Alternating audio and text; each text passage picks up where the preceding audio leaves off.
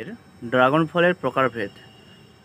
এক একটা সময়ে বিভিন্ন আগে পরে ফুল হওয়ার পরে কিভাবে ড্রাগন ফলগুলো পেকে গিয়ে লাল সুন্দর একটা আনারসের মতো দেখতে লাগছে। দেখুন সুন্দর একটা শেপ। এইবার এই ড্রাগন ফলের পাকার আগের স্টেপটা হচ্ছে ঠিক এইরকমই, মানে পাক ধরার আগে এটা অল্প পাক ধরবে, ঠিক আছে।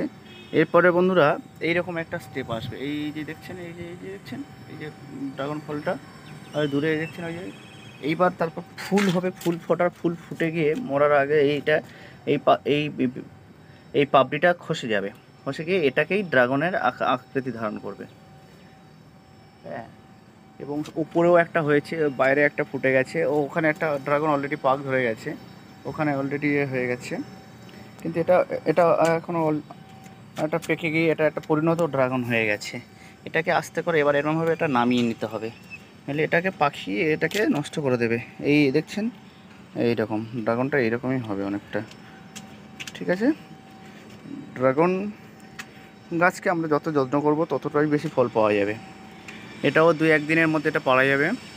এবং উপরে একটা ওটাও দেখি অলরেডি পাক ধরে দিয়েছে, এবং ওখানেও দুটো ফুল ফুটে গেছে। এটা না পেরে, এই ড্রাগন ফলটা যদি না পেরে নেওয়া হয়, এটা অলরেডি কিন্তু পাখিতে বা বিভিন্ন জীবজন্তুদের নষ্ট করে দিতে পারে। পাখি বা ধরুন ইঁদুর এসে এটাকে খেয়ে নেবে। তো এই জন্য আগে ভাগে এটাকে পেড়ে নিতে হবে। এখানে একটা ফুল এসে গেছে, এটা আস্তে আস্তে যত বৃষ্টি হবে তত এর গ্রোথ ভালো হবে। এবং ড্রাগন গাছের এইরকমই টাইপের একটা ক্যাকটাস ধর্মী গাছ, এটাকে এইরকমভাবে যত বৃষ্টি হবে এর ফলের এটা বাড়বে। এইরকম দেখছেন এটা ফল ধরে আছে, প্রচুর পরিমাণে ফল হয়ে থাকে। ধন্যবাদ।